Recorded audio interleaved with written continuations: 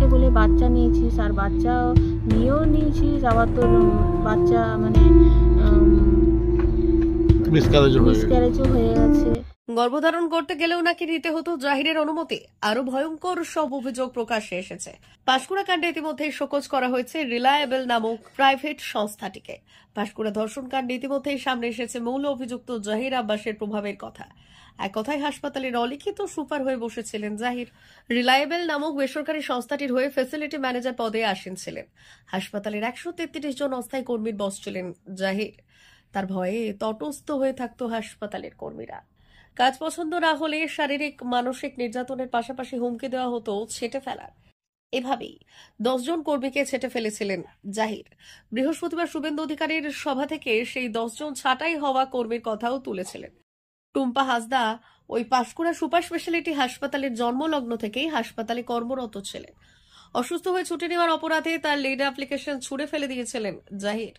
এমনকি কর্মীরা গর্ভধারণ করলেও নাকি তার পারমিশন নিতে হতো। এহেন জাহিরের জেল যাত্রার পর কাজে ফিরতে চাইছেন ছাঁটাই হওয়া কর্মীরা। কিছুটা স্বস্তির হাওয়া হাসপাতালেও। দিদি, কবে থেকে সুপার স্পেশালিটিতে কাজ করতেন? যখন থেকে সুপার স্পেশালিটি হসপিটাল চালু হয়েছে তখন থেকেই কাজ করতাম। আচ্ছা, বাদ দিল কে? বাদ দিল জাহির আব্বাস খান। বলতো যে তোমার কোম্পানি থেকে মেল এসছে, কিন্তু আমি কোনো মেলও পাইনি, কিছু নয়। আমাকে বলছে যে তোমার পোস্টে লোক নিয়ে নেওয়া হয়েছে। আমি যখন দরখাস্ত জমা দিতে যাই তখন জাহির আব্বাস খান আমাকে ওইরকম বলে।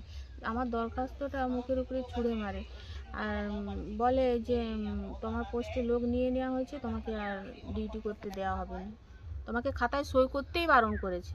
কেন এরকম কেন বলতো? কেন, আমি ওই যে হসপিটালে ভর্তি ছিলাম, ওইখানে ডিউটি সেই সময় করতে পারিনি।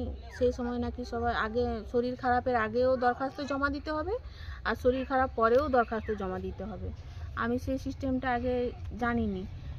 এইবারে যে জাহির আব্বাস খান ওই সিস্টেমটা চালু করেছে আমি ওইটা জানিনি, মানে কোম্পানি থেকে চালু হয়েছে নাকি, ওইটা জাহির আব্বাস খান আমাকে বললো আর কি।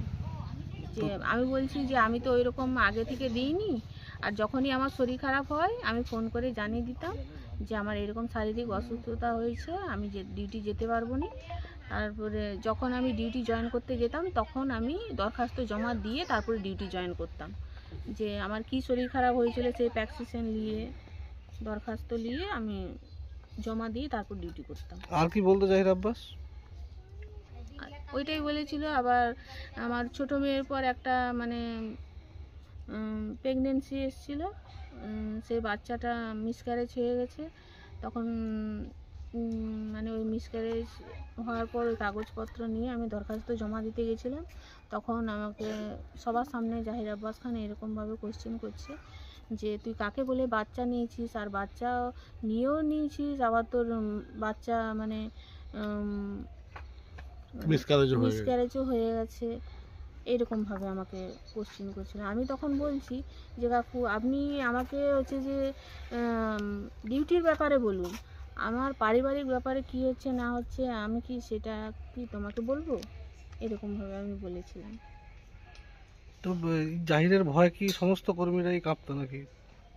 হ্যাঁ, ওইরকম একটা ছিল, মানে ওর মুখের উপরে কেউ যদি মানে কথা বলতো তখন তাদেরকে ডেকে তাদেরকে ই করতো আর কি। এখন কি চান, আবার হাসপাতালে ফেরত যেতে চান? হ্যাঁ, হাসপাতালে আমি আমার ডিউটি আমি আবার আগের মতোই করতে চাই। আমি তো গরিব ঘরের মেয়ে না, আমাকে আমি ওই কাজ না হলে আমার আর কিছু নেই। এতদিন 1 বছর যে বসে আছি, এই যে আমার বড় মেয়ে পড়াশোনা মামা ঘরে থেকেই পড়াশোনা করে, তার খরচা পর্যন্ত আমি দিতে পারছি না। এখন ওই স্কুলের টাকা টিউশনের টাকা তার দিতে পারিনি ওই কাজটা যাওয়ার পর থেকে। আপনার নাম? টুম্পা হালতা পাত্র। ওনারা একটা কথাই বারবার বলছে, এই জাহির আব্বাস প্রচুর পরিমাণে মেন্টালি প্রেশার করত, কাজের প্রচুর পরিমাণে চাপ সৃষ্টি করত, এবং তারা এই কারণেও কিন্তু অনেকে বাধ্য হয়েছে এই কাজ ছেড়ে যেতে। তারা আবার পুনরায় ফিরে আসতে চাইছে জাহির আব্বাস গ্রেপ্তার হওয়ার পর। হ্যাঁ, এরকম আমার কাছে 2 জন এসেছিলেন, তারা কাজের চাপের জন্য কাজ ছেড়ে দিয়েছিলেন বা কাজ ছাড়ানো হয়েছিল। যাই হোক, কোম্পানি যা করেছিলেন আমার জানা নেই। তো তারা আমার কাছে এসেছিলেন, আমরা বললাম আপনারা কোম্পানির সঙ্গে যোগাযোগ করুন, কোম্পানি যদি আপনাদের পুনর্বহাল করে আপনাদের করতে পারে। আমার হাতে রিক্রুটমেন্ট প্রসেসটা নেই, খুব বেশি হলে আমি হয়তো কোম্পানিকে রিকোয়েস্ট করতে পারি যে এনারা কাজ করতেন, এনাদেরকে যদি আপনারা দেখেন এনাদের ম্যাটারটা, এইটুকু করতে পারি। কিন্তু আমার হাতে রিক্রুটমেন্ট প্রসেস একদমই নেই। যদি ওনারা অত্যাচারিত হয়েছেন, নিপীড়িত হয়েছেন, সেক্ষেত্রে আমি বলতে পারি যে এনাদের কেসটা আপনারা একটু দেখুন গুরুত্ব দিয়ে, এবার কোম্পানি ডিসিশন নেবে।